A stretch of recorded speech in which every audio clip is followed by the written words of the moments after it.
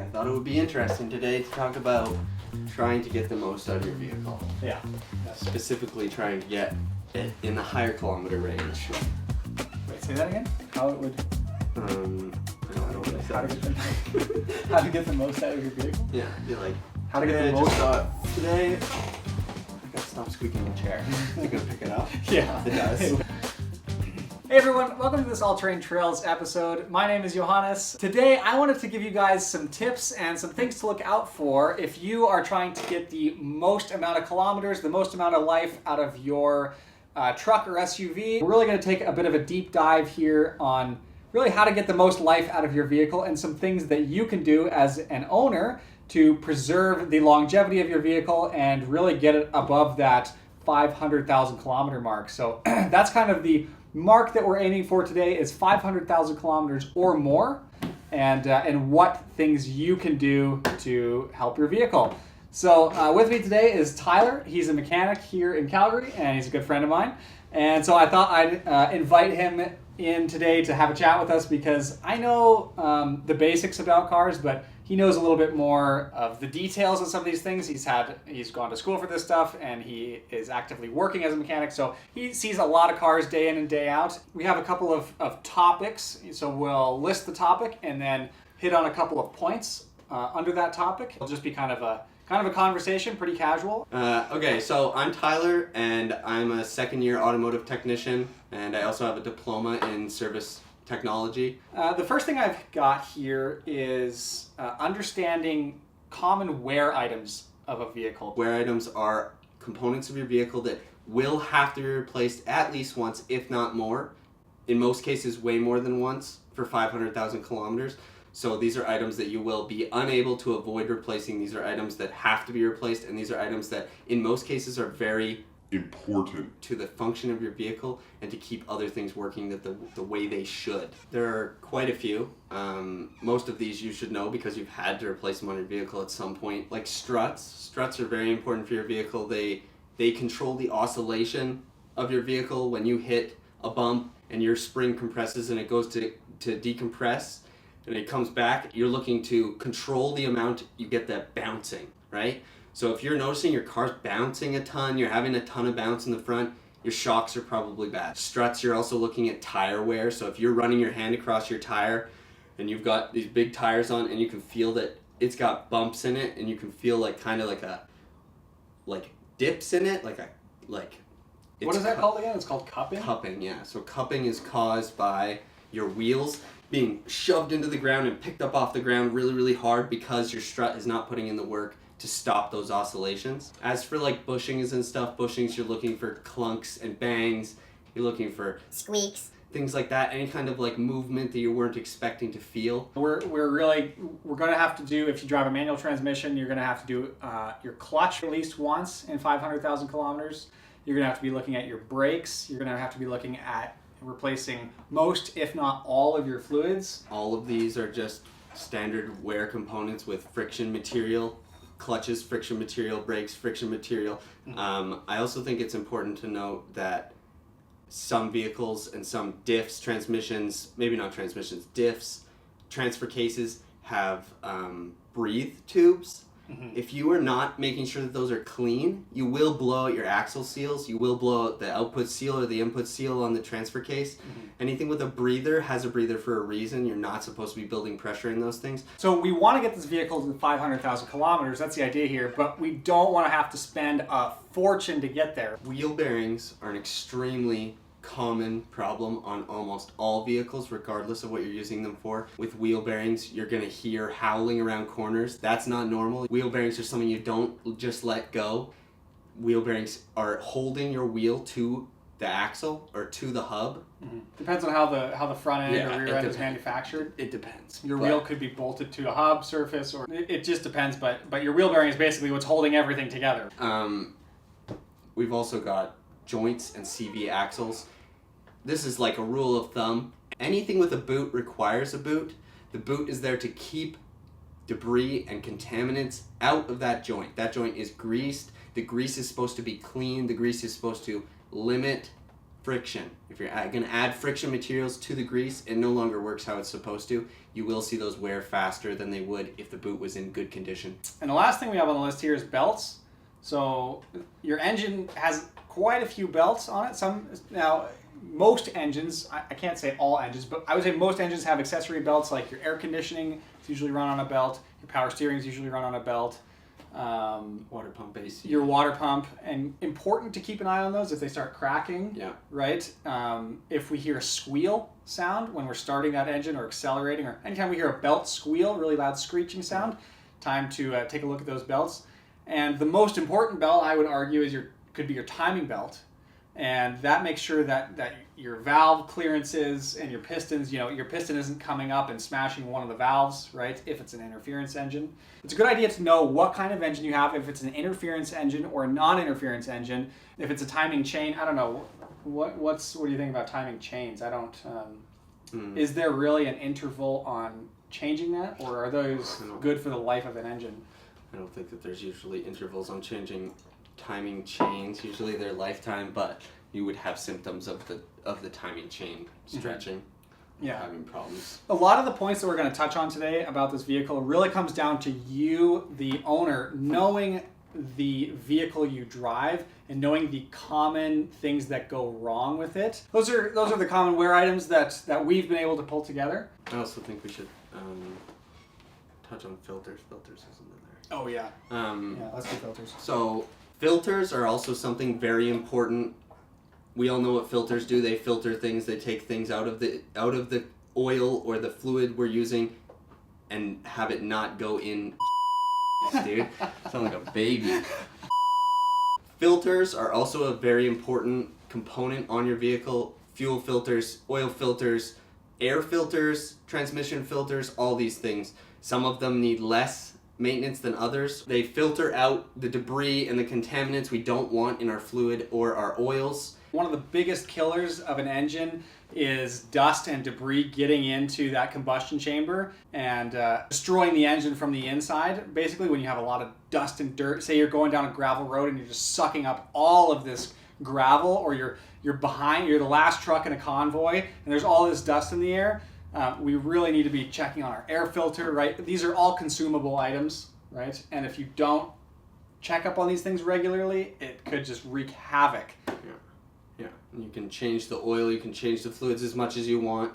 If you have a bad filter on there that's full of debris, you are not going to get the performance of your vehicle that you're looking for. You're not going to get the longevity of the vehicle you're looking for. Mm-hmm. You should be following manufacturer intervals, if not half of the manufacturer interval. Mm-hmm. Those are usually pushed to the extreme in some cases, so you're looking to do that fairly often. If not every single time you change the fluid, change the filter. Mm-hmm. What did we just say before this? Oh my God. Okay, right? Yep. We aren't going to dive too heavy into the specifics on maintenance, but there are some general overarching themes to look out for if you would like to push your vehicle into the higher kilometers. I'll introduce the topic and then you... Okay, sure. So the first thing on our list here is using a high quality OEM part or equivalent. OEM means original equipment manufacturer. So if you drive a Toyota, you want to be using Toyota parts from the Toyota dealership or a reputable online source, or something equivalent, right? If you go to your local auto parts store, just make sure it's OEM or equivalent. And that's because... Yeah, I mean, you want to be using OEM parts on your vehicle, one for warranty issues. Really, really cheap parts usually don't have very good warranty on them.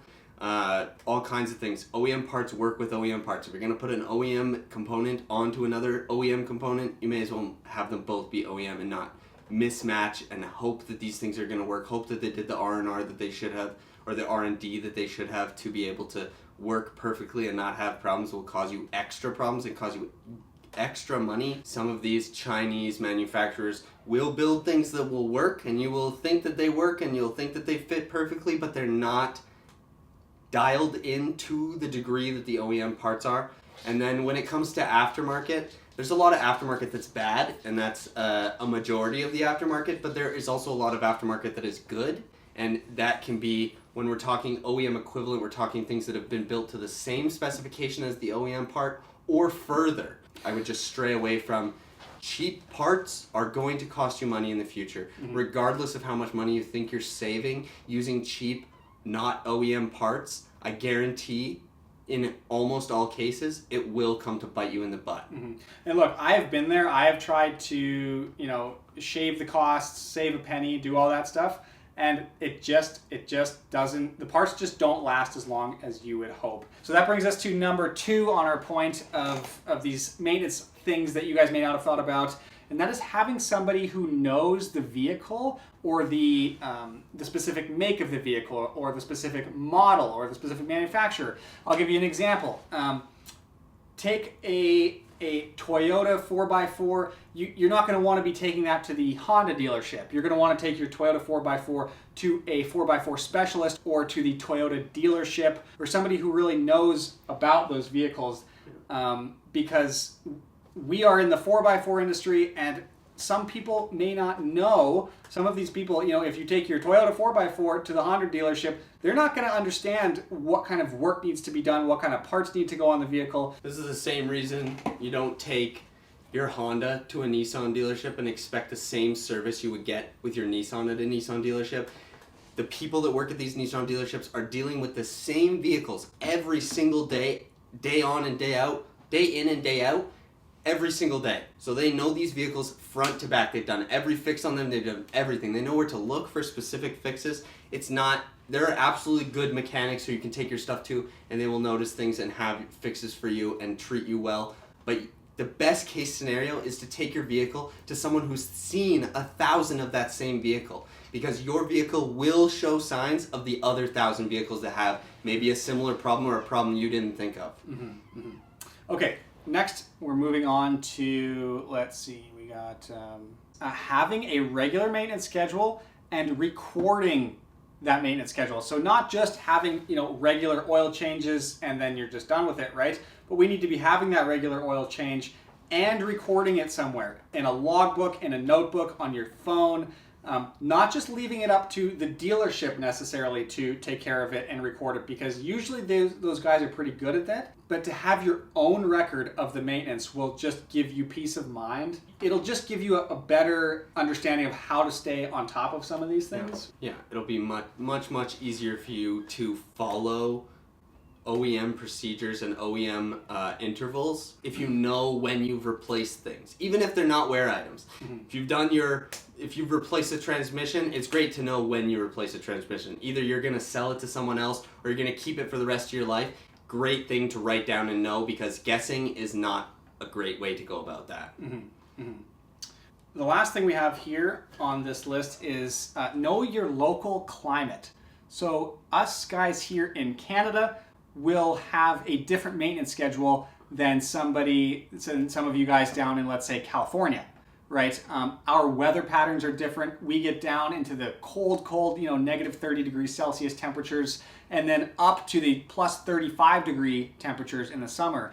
So that's going to change the way we do our maintenance and the intervals in which we do our maintenance. So, guys in California might be able to get away with a bit, maybe you could say, longer maintenance intervals, because they have less fluctuating temperatures. You would be surprised at how much of a toll extreme weather conditions can take on our vehicles. I remember this past winter on the Tacoma that I have, we had a really cold, we had an extreme cold snap for a couple of days, and I went to drive the vehicle the next day, and I was leaking like 3 different fluids. I was leaking coolant, engine oil, and differential fluid on the ground, and it was just that extreme temperature.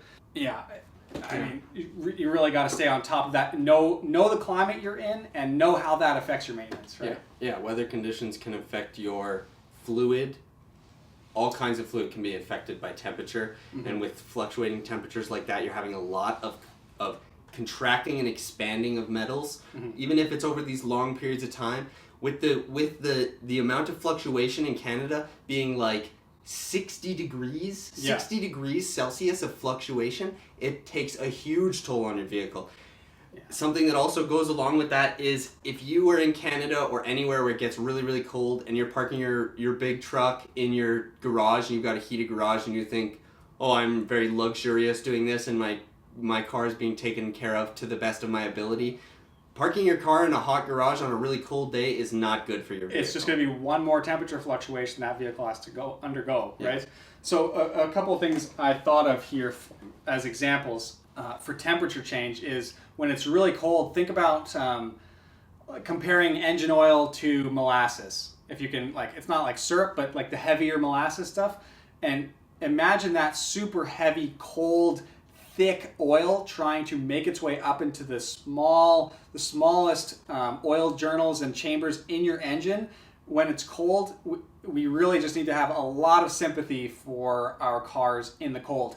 I think I heard a statistic once that steel, the structural strength of steel is almost cut in half, 50%, almost 50% when it gets down into those -30, -40 temperatures. So all of your metal is just that much weaker in the extreme temperatures. The other example I had, so the first example I had was the really thick engine oil in the cold, trying to lubricate your engine properly. The second example I have is you have your engine block, and then mounted to the block is the head of the engine, right? So if you know your different components of your engine, and a lot of the times you might have a cast iron block and an aluminum head.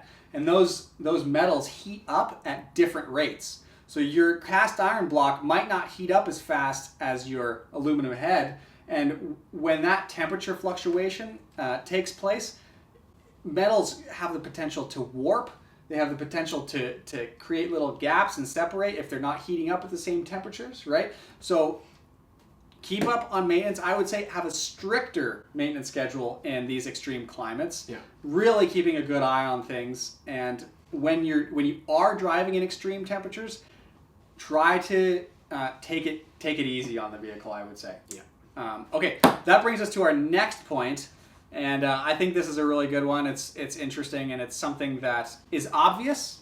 When we say it, it sounds obvious, but it needs to be said, and we'll tell you why. And that is driving the vehicle frequently, right? So let's get into that. You may notice when you're driving down the road, you see a bunch of super old cars that are still driving around. You wonder, how the hell are they? Is hell bad? You may drive down the road and see a couple, maybe even a few, really old cars, rusted out and looking like they shouldn't run anymore, but they run, and you're not up on jack stands, they're not in the dealership, they're not on the hoist. Hold on, that was too much. I had too much there. How do they do it, man? You may notice when you're driving down the road or you're doing your daily commute, you see these old vehicles and you're like, how is that vehicle still on the road? That thing should have cost the owner thousands of dollars, hundreds of thousands of dollars to keep on the road by now. But it's just because these people are driving their cars every single day, driving their cars, not taking them on short little tiny trips to the gas station or right back to their house for 2 minutes, getting their engines up to temp, getting all the way up in the RPMs, getting all that fluid going through, getting it all filtered through. Mm-hmm. It's super important to drive your car almost as much as possible. I have a 2004 350Z that I put 100,000 miles on, and admittedly, I did very, very little maintenance, just things to keep it on the road, things that were actually bugging me, not just tiny little sounds and stuff like that.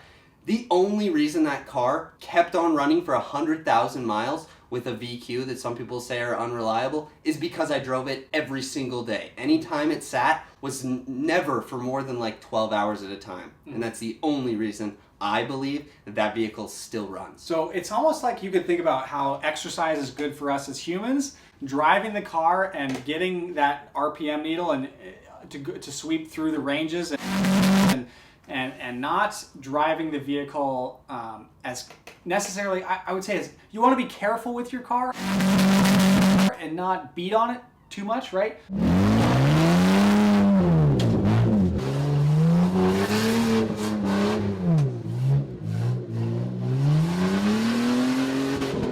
But you want to get those RPMs up. You want to get that engine temperature up to where it should be. You want to, go through the gear ranges and to not necessarily granny drive the vehicle everywhere you go, not taking it on super short trips, like Tyler said, because you're not allowing the engine to heat up properly, get up to temperature.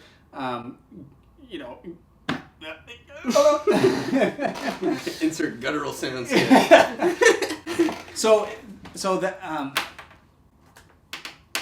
one of the reasons why we want to get those RPMs up, above 2,000, maybe into 3,000, 4,000, 5,000 RPM, we're not saying bouncing it off red line when you're driving around town, but you want to get those RPMs up, and that's because when we get the engine running at speeds like that and at temperatures like that, it helps clear out some of the deposits that tend to build up on the inside of our engines, right? Yeah. So how does that work? Threw me under the bus there. I thought you were just gonna go right into it. I don't know how that works. It's all about getting your vehicle to work in the way that they built it to work. They did not build these vehicles to take a 2-minute drive to the gas station, then come back, and that's all you do for a week. They're built to be driven. They're built like they set them up on machines where they drive for like 10,000 miles straight. They're not looking for short-term usability. That's not what the vehicles are built for. Mm-hmm. And it transfers into all kinds of things. These vehicles, you see that people keep pristine and hardly drive them. If they were to begin driving them daily, they would need to fix so many things on them. Every single problem would present themselves after you started driving that vehicle more, getting it up to temp, getting it up to speed. It would show all of these things. And it kind of sounds counterintuitive, right? Like we almost want to be in that preservative mindset to go longer, but that's not necessarily how it works, because in order to keep your engine healthy and running properly, we do need to cycle the fuel and the oil and the coolant and get everything cycling. That's one of our biggest tips, is use your car, drive it almost as much as you can, right? Welcome to All Terrain Trails, where we terrain the trails, all of them. All right, so the next topic we wanted to touch on was... And stop the recording again. Sorry, you cannot be here. You're distracting. Okay, go on. All right, so the next topic we wanted to talk on was knowing your specific vehicle and understanding common problems with your vehicle. Some vehicles are just manufactured in different ways, in better ways, in worse ways than others. So do you own a vehicle, or are you potentially looking at buying a vehicle that has the reputation of going thousands and thousands of kilometers, 500,000 kilometers, 1,000,000 kilometers? Does it have that reputation? Are there examples of other vehicles that have done that kind of mileage? And that's really going to be a big factor when looking at this, because some vehicles just are not manufactured and engineered the same way as others. So I'll take Toyota for an example, because I'm a big Toyota nut. Their engineering is world class. They are known to go that many kilometers. They have several examples of several of their models that push into 500,000 and above.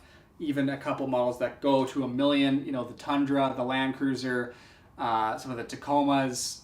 Some of those trucks, SUVs, the Camrys really push up there.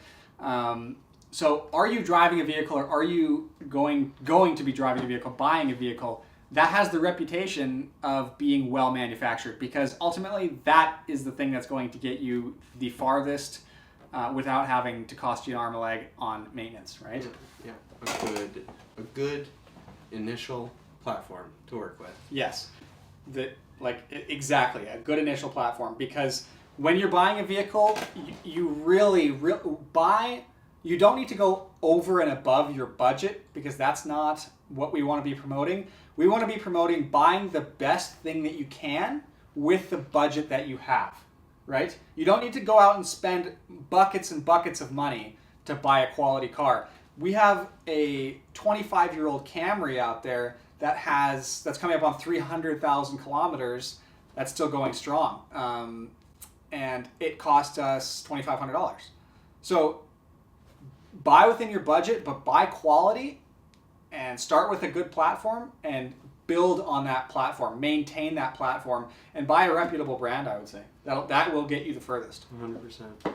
And I would even talk to people who own the same cars you're looking into buying or own the same car that you own. Maybe they've had more experience with it. Maybe they know things to look for, things to watch out for. I think it's just about knowing whether your vehicle has the potential to go that far. Mm-hmm. And if it doesn't, and there aren't examples, that doesn't mean you can't get it to that point, Mm-hmm. but you may have to do your own figuring out of the budget, figuring out of the way in which to get it to that point. You could be the pioneer for your vehicle. That would be pretty cool. You know, if there's no example, say you're driving a specific type of truck and there's no example of a car of that you can find of something that you're driving that's over 500,000 kilometers, that could be a really interesting goal to push towards, to be somebody who's in that bracket, who's maintained a vehicle well enough to push it that far, right? I would say that's very honorable. If you can bring a car to that high of a mileage, it kind of shows that you know what you're doing, right? Because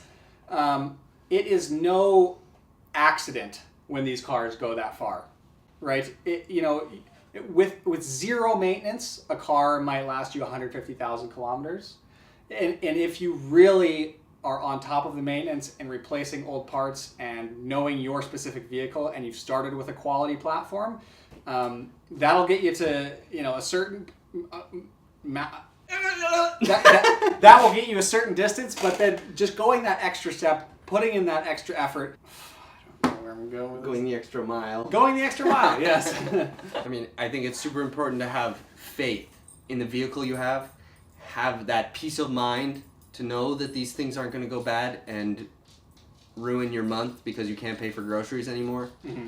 Like, just knowing these things before you get into trying to get something to go this far or buy something that you want to go this far, you just have to know the vehicle, do your research, figure out what the common problems are, figure out what the things that the people who own those vehicles are complaining about the most, because those things will affect you. What's that saying? Prior planning prevents piss poor performance. So, that's buy quality, buy once, and just get after it, I would say. So so that will lead us into the next thing I want to talk about, which is another big killer, especially if you live in certain parts of the US or definitely in Canada, and that is rust.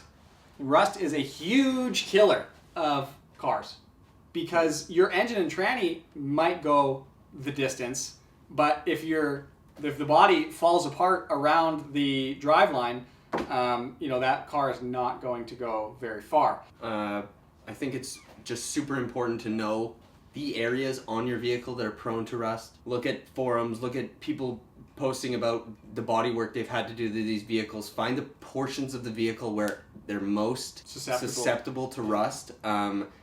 A lot of the time, it's in places where you're going to have parts moving against each other like this. So fender to bumper areas. You're going to want to make sure those places are clean. People make the mistake of replacing their bumpers and not cleaning those surfaces that are mated together with screws or fasteners of some sort. And you'll have that rubbing together. I don't even like how that went. Hold on. No, that's good. That's good. Rub points, common like rub yeah, points. but super important to know where on your vehicle you should be looking for rust. Lots of vehicles have specific rusting points where they tend to rust, where you'll see dealerships or OEM manufacturers will apply extra precautions to keep those specific areas from rusting. And you just want to look out for bubbling, see if your paint's scratching. If your paint's scratching somewhere and you're starting to see exposed metal, it's gonna rust. So another thing about rust I want to touch on is if you do have some rust, and you know what, it's really hard to get a car to 500,000 plus miles or kilometers and not have any rust. It's metal, it's built of steel, they're going to rust. So it's not a point to freak out about. If you notice rust, there are products and there are things that you can do, like say you notice a rust bubble forming around your fender. Okay, well, you don't necessarily have to spend thousands of dollars to get that fixed, but what you should do is maybe sandpaper some of it back and spray some sort of oil-based product on it or a rust converter to stop that rust, because we don't want it to grow anymore, right? Maybe it's there, and you don't want to spend the time or the resources or the money to get it fixed and perfect, because you know, it's a 500,000 mile car, right? It's not going to be a pavement princess. This thing is going to be a tool built for you to use. It's gonna get some rust on it. It's gonna get some dents and dings. If you notice rust, try to cut it off at the head, try to stop it from spreading, or cut it out and fix it all together. If you have a bit of a rust bubble, the best thing you could do is cut that entire patch of metal out, get the rust out, weld a new patch of metal in, and repaint it, and reprime it and paint it. That's the best way you can do it, because rust is just a cancer. So if you want to fix rust properly, you just got to cut it out and replace it. Your second option is to neutralize it and stop it from growing anymore, right? But it's definitely not a point to freak out about, because everything on a body is fixable, thank God. Metal is fixable. If you can keep your body from falling apart, that will serve you very well and help get you to that 500,000 kilometer mark. I think it's important to mention frame rust and suspension component rust as well, like brackets coming off of your frame. I feel like that's far too often overlooked, because everything, it has just surface rust on it. You think, it's all got surface rust on it, so it all looks the same, it's all good. Eventually, you could easily have problems with those brackets, giving up on one of your control arms, giving up on anything, a body mount, anything like that. Rust will destroy any type of metal. It doesn't matter. The frame is not impenetrable by rust. It will rust, and if you leave it and never clean it and never take care of it or never check it out, you'll probably end up having a problem with your frame rusting as well. A big thing to do to prevent rust from even happening in the first place is to just wash your vehicle regularly, okay? Especially in the winter, if your local area uses salt on the roads. Salt is a huge rust enabler. You know what I mean? Salt will Accelerator? Yeah, salt is just something that will accelerate that rust growth. So if your area uses salt, we need to be very diligent in the wintertime to be spraying that vehicle off. And when you go to the car wash, we need to be getting under the vehicle, getting in those hard to reach spaces, really, spraying off the underside of the car, just getting that. I love taking my car to like a do-it-yourself wash, where you put in a $1 or you swipe your credit card or whatever, and it gives you 5 minutes, and you have your gun that you use, and you can just spray off your vehicle, because then you can really get into some of those hard to reach areas that are prone to rust. I'm not a big fan of the drive-in car washes where it just does it for you, because it really just does not do Trash. that's not what you want to be spending your money on, right? We're talking about quality here. So wash your car regularly, get into those hard to reach areas, get under the vehicle, get some of that road grime and salt off, especially in the winter if your area uses that. Okay, so the next thing I wanted to talk about, and this pertains, I'm going to say, specifically to older models. Newer cars do I would say a good job of keeping the engines cool. Their cooling systems are quite efficient. But our older cars, you really need to be monitoring that cooling system and checking your coolant levels often, because some of those systems can get a little finicky. And at ages like this, there are parts that fail, your water pump, your thermostat. I've had those go. I've overheated engines. It's not a place you want to be. It is not fun. You have the potential, if you overheat your engine, to blow a head gasket. My brain went to worst case scenario, which is blown head gasket. Our test came back negative. Our fluid is still blue, so no indication at this point of a blown head gasket. And then you're looking at a potential engine rebuild, or at least a top end rebuild. Right, so we really want to be diligent, especially in our older trucks, about maintaining our cooling system. So you want to know the specific coolant that you're using. Toyota uses their specific red coolant. If you're driving an old Toyota, use the red stuff. You want to know what your mixture is, especially in the winter, because we want to prevent freezing, right? It would be the worst thing for the coolant in your truck to freeze. So we want to be replacing those parts, our water pumps, our thermostats, our radiator hoses, our radiators. All the external stuff on an engine like that should be replaced I would say in order to get over 250,000 kilometers, you've probably replaced all of that stuff already. Heat is just one of those big things that can kill an engine really quickly. I would also stray away from using general purpose coolant. You may think it's a good idea in the moment, and the bottle may say it's a good idea as well, but long term, the coolant's not made for your coolant system. The reason these coolants are different colors is because they have different additives in them. They use different kinds of seals. They use different types of sealants. So they work with each other. As soon as you go and you switch up that coolant, you're going to have a problem. You think adding this coolant that says -50 is going to be better than your -45, but it's not the right color for your vehicle or not for the right make. Good luck. Do not mix coolant. So don't, like, if you have red coolant in your radiator, continue using the red stuff. Don't mix red and greens. Don't mix green and blues. They have different additives. They do different things. As if you're doing a flush yourself, and you're mixing that coolant, the concentrated coolant. The water that we mix our coolant with is very important that it is distilled water. And distilled water does not have any of those hard minerals in it. What happens when you put regular water in an engine is those calcium deposits, lime, all of those minerals that are in water will stick to the inside coolant passages in your engine and build up and create blockages. So we really want to be using distilled water that has none of those minerals in it, and using the specific coolant that your manufacturer recommends. Especially on like vehicles with clutch fans. Doesn't every vehicle have a clutch fan? No. Oh, some of them have electric?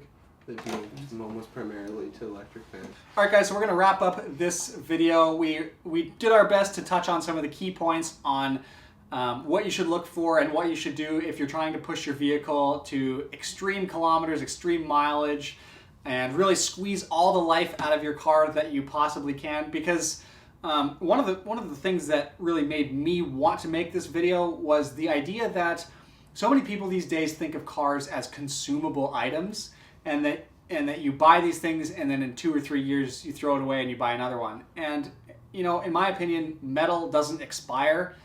These things don't just go bad and then you throw it away and you go buy a new car. I think that if you do a good job maintaining them and you put a little bit of effort into it and you buy a quality platform to start with, I would say almost no limit on how long some of these vehicles can go. If you keep the bones of the vehicle healthy, right, and you love your car and you just want to keep it forever, it is possible. And that's what I really wanted to drive home today. This is all possible, and it doesn't have to cost you an arm and a leg to get up to that mileage. So yeah, thanks for watching, guys. Do you have anything you want to add? Thanks to Tyler for coming on and having a chat with us today. We will catch you in the next adventure.